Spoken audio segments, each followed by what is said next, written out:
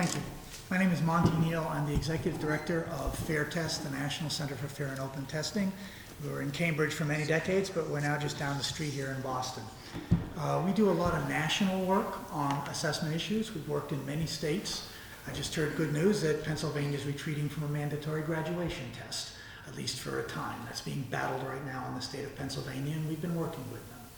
We also track a lot of international data, and that's a lot what I'm going to focus on today. Standardized tests have their uses, but when they come to dominate education, as the MCAS does, we too often fail to educate the whole child, fail to develop critical thinking and creativity, and turn students off to learning. We can and must overcome this problem while maintaining strong standards. H3660 provides the state with a blueprint for a fairer, more educationally sound and balanced assessment system and accountability system, one that includes but goes beyond the current MCAS tests. It's crucial to understand that in other nations, and to some degree in the US, different approaches to assessment and accountability are successful. 3 examples. Finland focuses primarily on strengthening teacher quality and giving educators appropriate professional autonomy. It has national standards, but it does not have any mandatory standardized testing. It does use some sampling, however. It is now scoring at the top of the world on various international tests. Hong Kong, which also scores high on international measures, is beginning to mix school-based assessment with centralized tests. It is expanding performance-based assessment, including online banks of assessment tasks that schools can use on their own timetables. Queensland, one of the highest scoring states in Australia, uses school-based assessments that are developed and scored by teachers. Random samples of student portfolios are rescored at a central location to provide feedback to the originating teachers and to potentially modify the grades from the students in that school.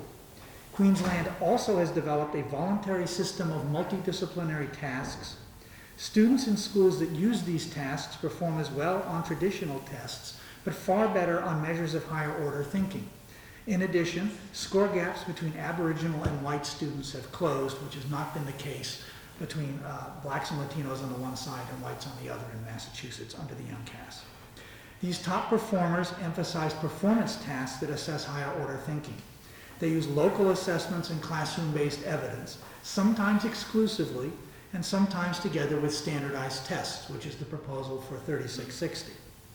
They do this in order to improve teaching, to allow valuable flexibility while maintaining standards, and enable the assessment of a far greater range of valuable content and skills than can be done by standardized state tests alone.